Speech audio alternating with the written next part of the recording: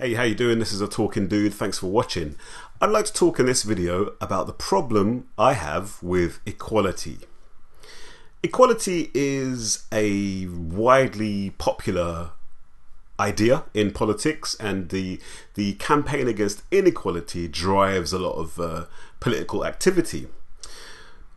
For me though, I think that inequality is an inevitable fact of life as we know it. No matter how you define equality and inequality, people are always going to experience lives that are very different from each other. We are different to each other in ways that are too numerous to count. We come in different shapes and sizes, we're all different ages and genders, we have different genes and millions of other biological differences. We have different personalities, different interests, different abilities, different strengths, different weaknesses. Human diversity is a fact of life. Without this diversity, there would be no humans, because out of our diversity comes our strength. For example, if we were all exactly the same, we would all be wiped out by a single bacteria. Equal is just another word for same. It goes without saying that people are not all the same and never will be all the same, and it follows from that people are never going to be equal, no matter how much we want them to be equal. However, the burning desire for equality and the hatred of inequality continues to drive much political discourse.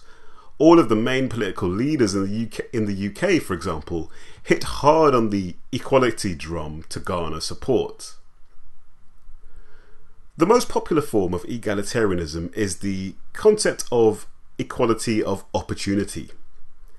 Equality of opportunity is a popular concept because it appeals to our sense of fairness, of a level playing field where no one is held back by arbitrary or unjust barriers.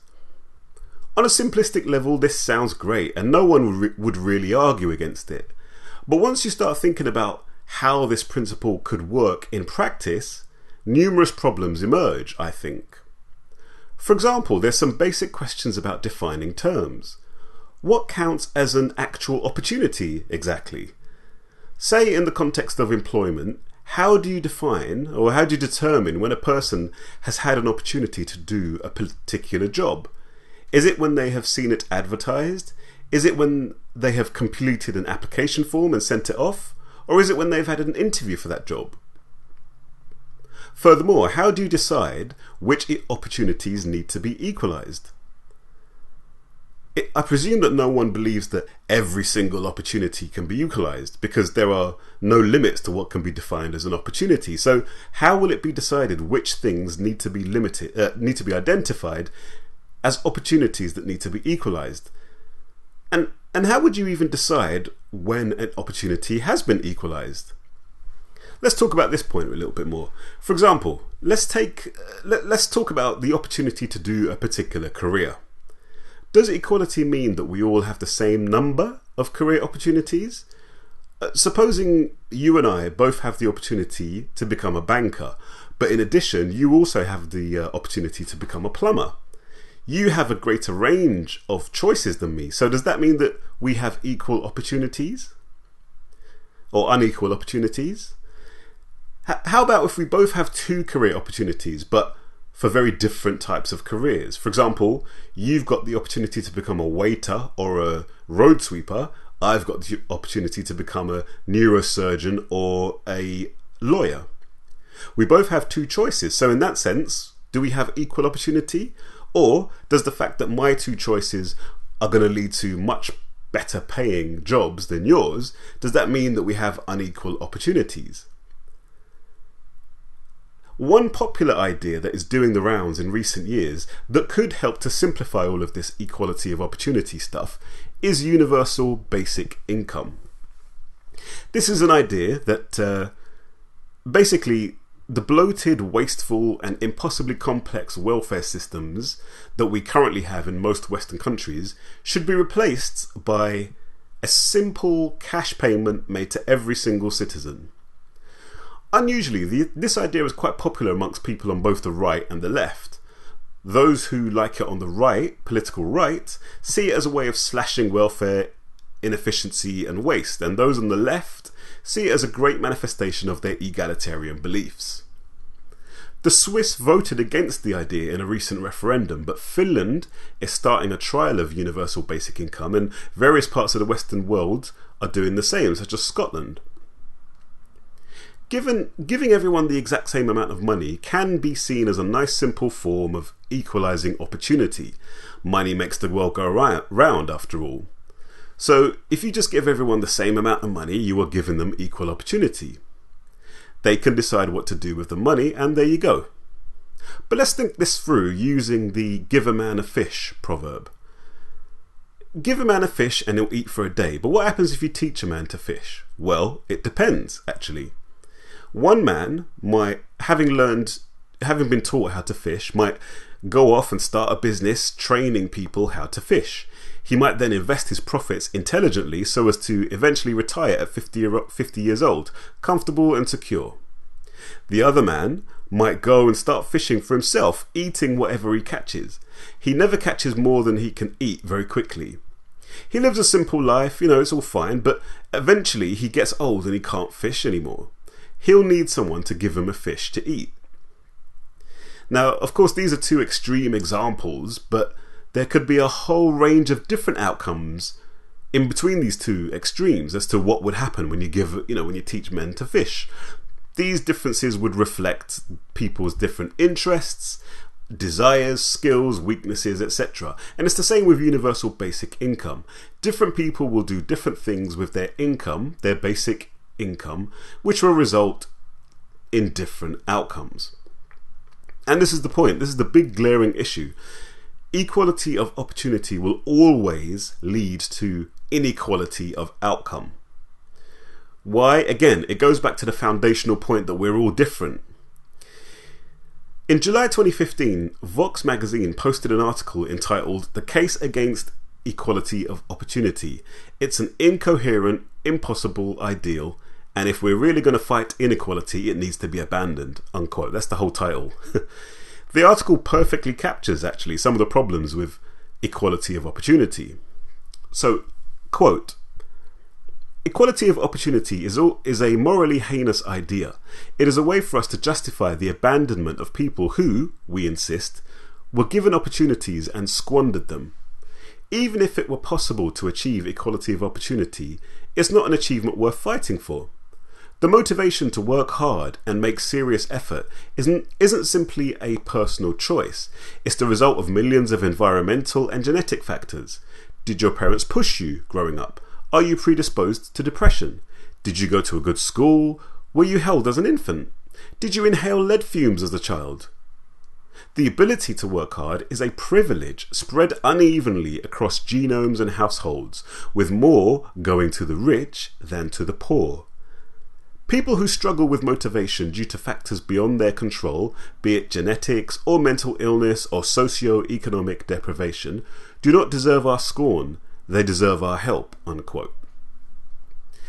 So this author is opposed to equality of opportunity precisely because he knows it will always lead to unequal outcomes. And he finishes with the last sentence of the article that says, quote, "Equality of opportunity is not the goal. The goal is a good life for all. We should settle for nothing less," unquote. So yeah, maybe we should just try and ensure that everyone has the same things. This is known as equality of outcome. You cannot have both equality of opportunity and equality of outcome. You've got to choose one or the other. So imagine you give two people a place to study a STEM subject at Oxford University. This can be seen as an equal opportunity. However, those two students are going to achieve different things based on their different IQs, different support structures they have around them, different family backgrounds, and so on and so on. So how would you go about equalizing the outcomes of these two people? Well, you could, the easiest way to do this would be, of course, to change the standards, have different standards. Basically, you could lower the standards for the weaker student. You could stipulate that the weaker student exam papers only have half the number of questions that the other students has. Or you can give him twice as much time to complete the same exam paper as the other one. Or he can be given exam papers that are aimed at a much lower academic level than the other student and still get the same, university degree. Or you can just decide that, look, no matter what happens, the weaker student is going to get the same mark as the stronger student. These are all surefire ways of equalizing the outcome of these two people's university experience. Now, these measures would of course be blatantly unfair on the stronger student, but they can be justified using a social justice argument. It's not the weaker student's fault that he is a weak student, so some other power should come in and act on his behalf to ensure that he doesn't lose out. This is what has to happen to actively bring about equality of outcome. Of course, this would also lead to a lowering of overall educational standards, and Oxford University's reputation would be damaged as far as the quality of their degrees goes. Prospective employers would probably respond to this by introducing their own tests for applicants. But the egalitarian-minded government could then force employers to ensure that they lower their standards in similar ways as Oxford University did, to ensure that the weaker graduates also get jobs. So standards would slip in the workplace, but at least diversity would be ensured. And so on, and so on. But even an equality of outcome approach would not eliminate inequality. People will always manage their affairs in such a way that will lead to unequal outcomes. In fact, the only way to seriously bring about equal outcomes, equality, social equality, would be for the state to have more and more control over people's lives. Micromanaging people's lives, in fact. And one of the best ways of doing this would be, for example, we're seeing more and more calls for children in the UK to start school, state school, earlier and earlier and earlier.